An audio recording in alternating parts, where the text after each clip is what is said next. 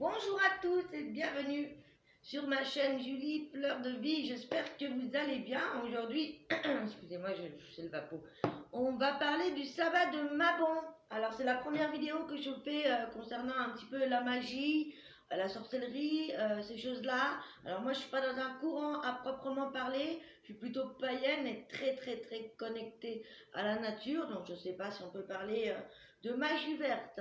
Alors, Mabon, c'est un petit sabbat, une petite célébration après Lughnasadh où on récolte tout parce que c'est l'été. Hein, vous voyez, j'avais fait un petit hôtel à Lughnasadh, on récolte le blé, voilà, les fruits, tout ce que la nature nous donne au plus quand on est, voilà, quand c'est l'abondance. Hein, vraiment, c'est l'abondance des arbres. Regardez, on avait fait par exemple une petite tarte à la Mirabelle. J'ai la chance d'être à la côté d'une forêt, peut-être à 200-300 mètres de chez moi. Je ne sais pas si vous avez vu sur Facebook, j'ai fait une petite vidéo hier justement en nature. Et je vous ai posté des photos de mon petit hôtel pour Mabon. Donc voilà, Mabon c'est quoi? Eh bien c'est la célébration de l'équinoxe de l'automne, donc l'équilibre. On a cet équilibre justement à l'équinoxe d'automne de la lumière et de la nuit. Hein. C'est là où le jour est égal à la nuit. Euh, voilà. Aussi, c'est dans la mythologie celtique, galloise, on parle de Perséphone, de Zeus, on parle ici que Perséphone aurait été séquestrée dans le monde des enfers, ce qui est donc dans l'ombre, Paradès, qui était fou, amoureux d'elle, et on avait menacé de couper les vivres, et c'est Hélios, le dieu soleil, qui avait révélé où se trouvait Perséphone, et ils en ont conclu qu'elle devait passer tout l'automne en hiver sans manger, et elle avait mangé 3 petits grains de grenade. Donc voilà, c'est un petit peu ça, c'est un petit peu, c'est, voilà, elle avait emporté la nature avec elle justement pour l'automne et pour revenir au printemps. Donc voilà. Donc c'est le moment de labourer la terre, tout ça. Bon, c'est vrai que ça se fait moins maintenant parce on est dans une société de consommation et on est moins connecté à la nature. Je trouve ça vraiment dommage pour ceux qui habitent à la campagne, qui ont cette chance-là. Bien voilà, c'est le moment un petit peu de couper le bois pour le rentrer.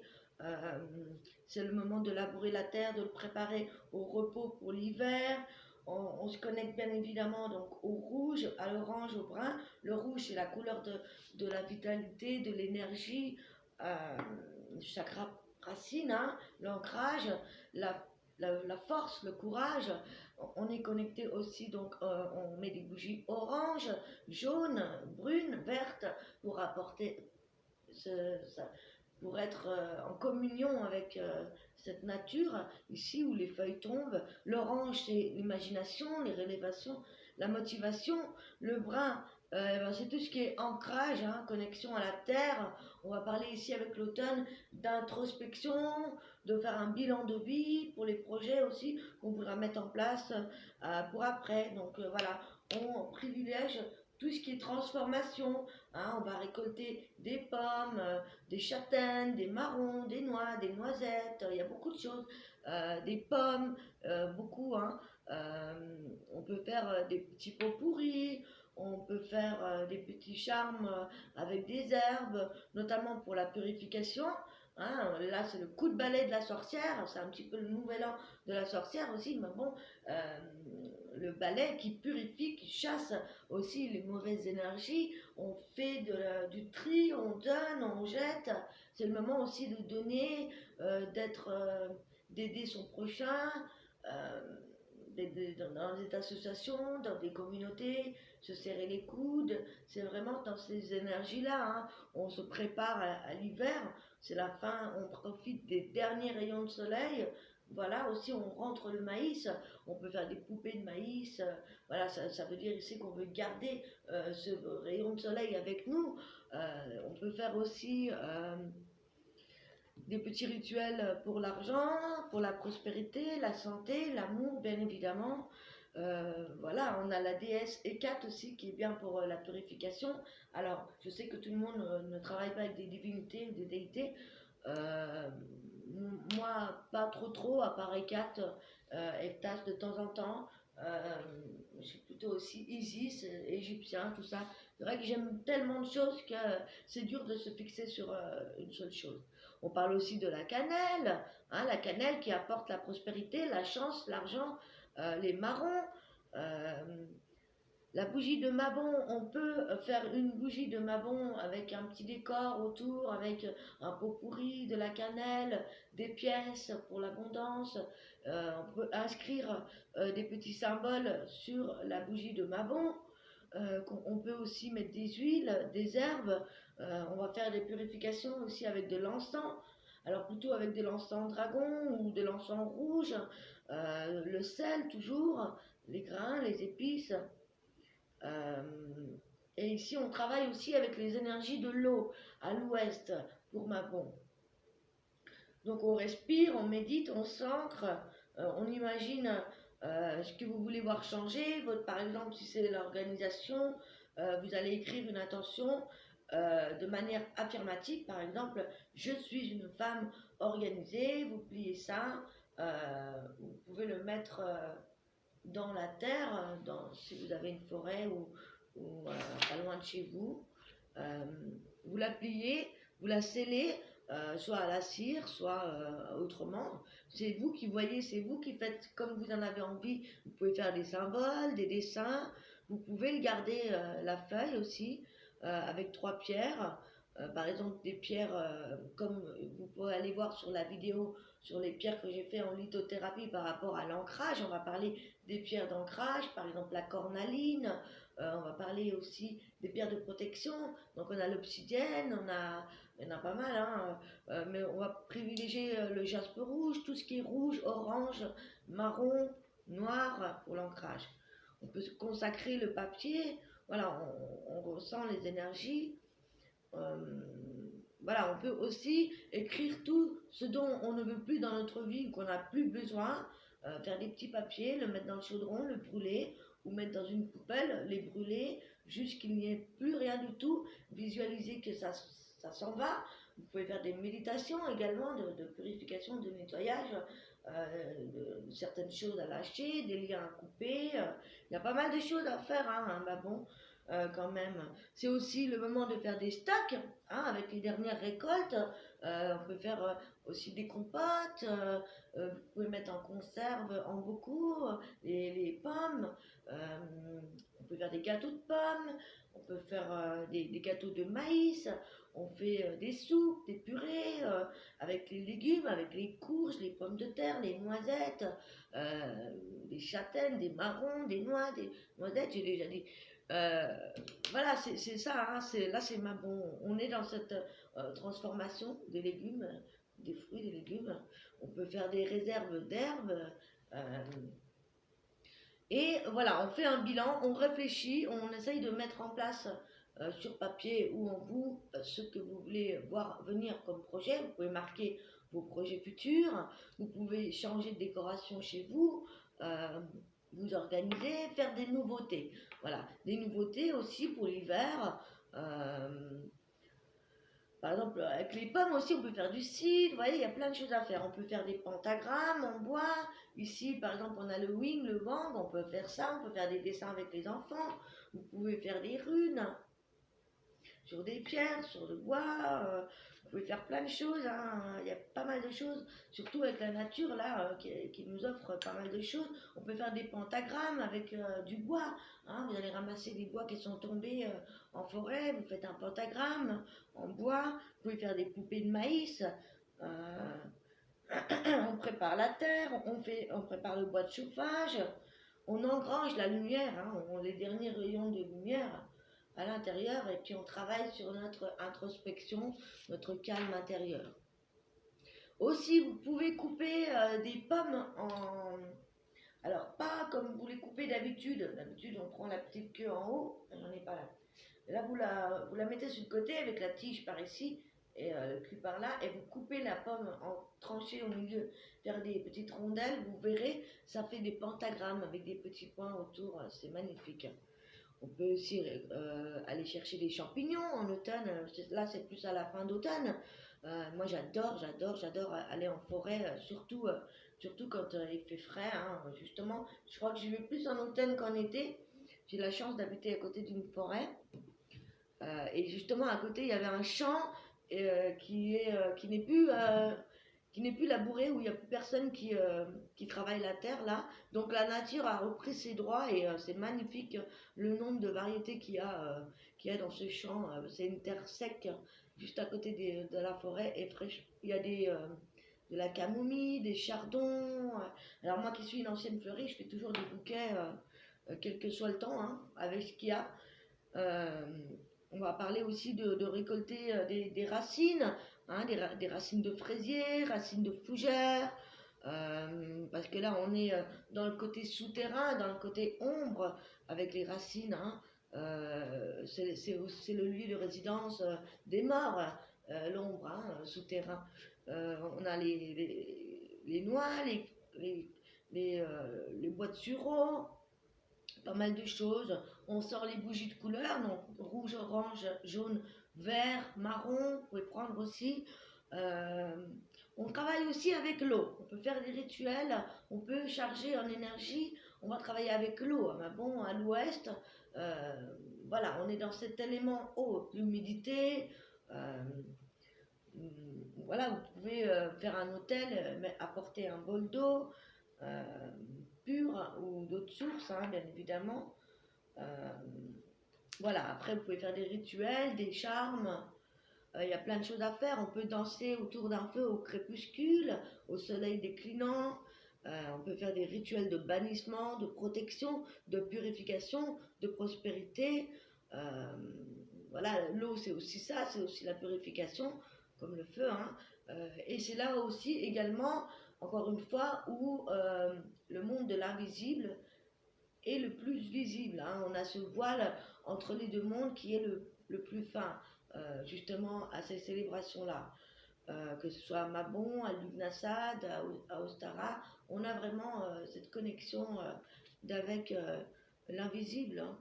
Les défunts, tout ça, c'est les meilleurs moments pour avoir une chance de les voir, de se connecter à eux.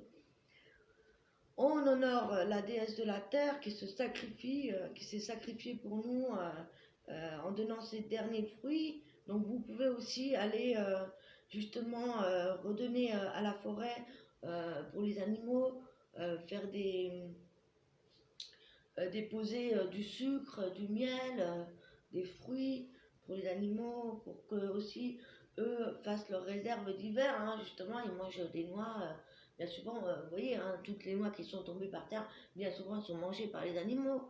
Euh, c'est normal, hein. On peut faire des incantations, des chansons, des poèmes autour du feu, hein. On va aussi célébrer cet aspect paternel, la fertilité par rapport aux hommes ici. Hein, on a aussi cette légende arthurienne qui nous le rappelle. Arthur, Hadès, le dieu des enfers qui rejoint la déesse Dieu Soleil. Euh, voilà, il y a beaucoup de choses, beaucoup de choses. Alors je vais vous montrer un petit peu ce que j'ai fait l'année dernière par rapport à ça, parce que là je vais justement commencer aussi mes petits, vous voyez, je fais des réserves d'hiver, j'ai mes petits herbes pour mes rituels. Là on a du lierre, du hou, des coquilles d'œufs aussi. Là c'est pour certains rituels de bannissement. Alors, moi, c'est vrai que je me connectais pas mal à quelques sorcières sur YouTube. On trouve pas mal de sorcières maintenant qui donnent pas mal d'informations. Mais faites attention quand même, là où vous allez chercher les informations. Le mieux, c'est de faire vos recherches vous-même et puis de faire comme vous le sentez vous, hein, d'inventer vos propres rituels, d'inventer vos incantations, euh, alors voilà, je vous montre un petit peu le décor. Ah, c'est le moment de purifier avec la sauge aussi. Voilà, on nettoie à grande eau avec du sel, des huiles essentielles. On nettoie la maison à fond, on jette ce qu'on n'a plus besoin, on peut changer la décoration. Moi, j'ai passé au bleu nuit, par exemple. Euh, voilà, tout ce qui est bleu nuit, tout ce qui rappelle l'automne. Alors, je vous montre mon petit hôtel. J'ai pas tout terminé, mais on a déjà pas mal avancé. Vous voyez, vous pouvez faire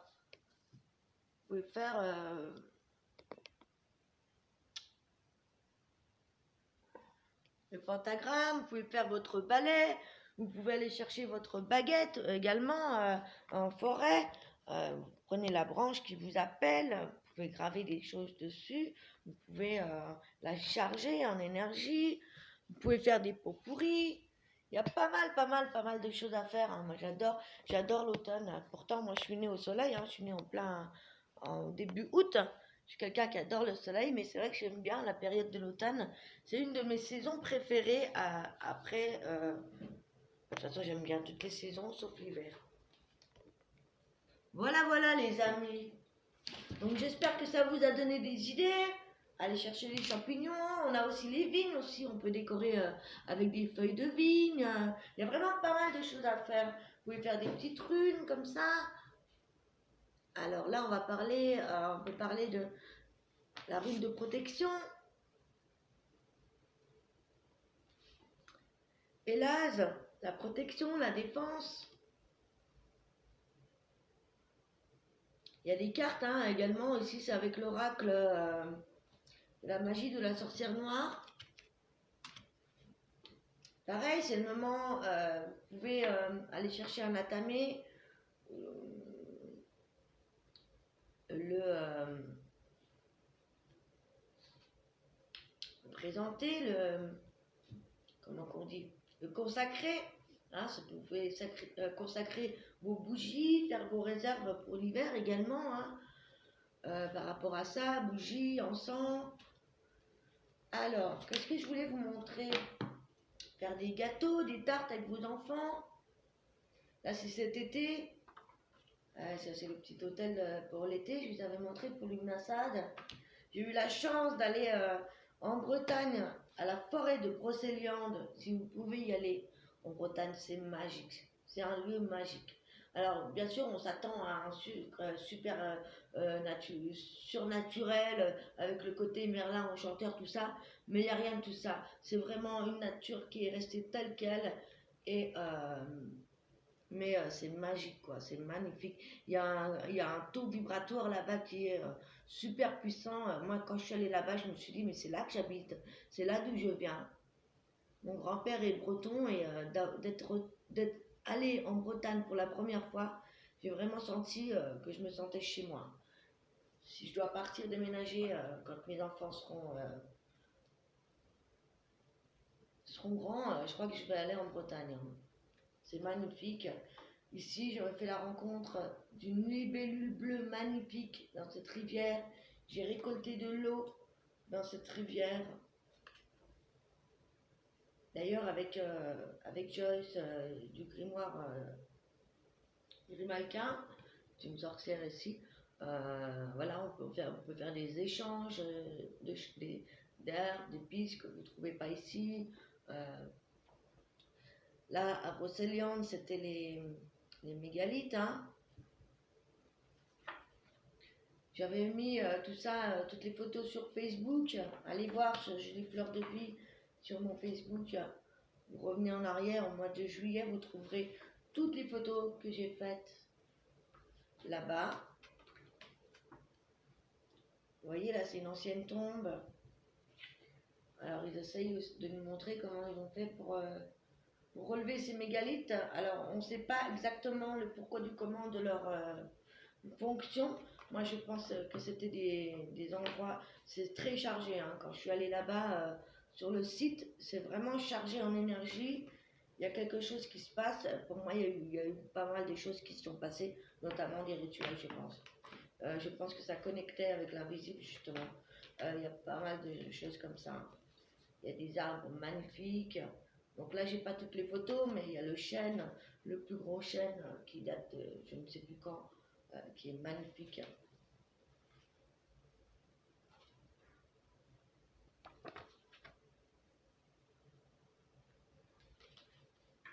Voilà, voilà les amis.